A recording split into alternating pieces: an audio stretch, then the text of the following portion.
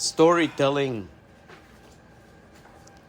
it's natural for me, as I come from a family of storytellers. Times when there's no radio or TV, and it was just grandpa and grandma telling us stories. It became something to do on a lonely day. A while ago, I received a message from my nephew, which I very fond of. He has disappeared of my life for the last 10 years. And August the 6th, 2024, I finally got a message back from him. It was beautiful. I was very happy, content. Very, very happy to hear back from him. And this is what he has to say. Mark Fisher. And then all of a sudden I say, who the fuck is Mark Fisher? Mark Fisher. Well, let me see what this guy is all about. At least I'm gonna try. Pretty much, I'll say right away, I realized that Kev has dedicated his life to academia. I always wanted to go there.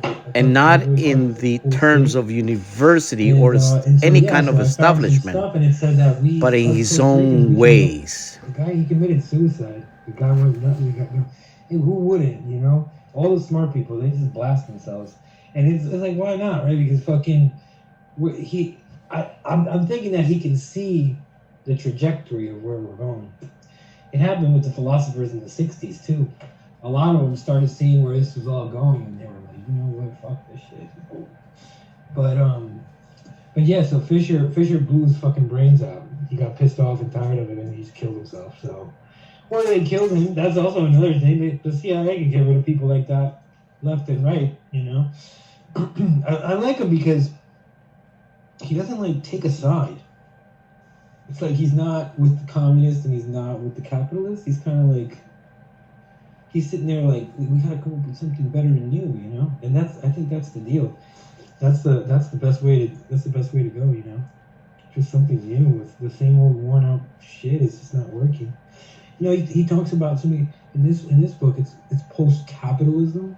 It's like his little phrase that he coined, and it's interesting because it's like we don't really have to get rid of all capitalism. Like there are things that are good from it that can be used, you know, and you don't have to be a complete communist, you know. Even though there are some good things about communism, you know, you don't have to like only go in one direction. You can go in multiple directions. You can go in multiple directions depending on where, who, what you're dealing with. You know, maybe factories can be anarcho-syndicalists. Medicine can be more socialist, and then like services can be very capitalist. You know, what's wrong with that? That's fine. But a lot of people, you know, like, people are fucking crazy. And you know what it is though? It's just the fucking divide and conquer. That's all. That's what Trump is. That's what all these all the Biden people. It's just to fucking keep the working class fucking hating each other, so that they can stick their fucking hands in everybody's fucking pockets and take out as much fucking money as they can before anybody realizes that they're getting played. That's the whole fucking deal.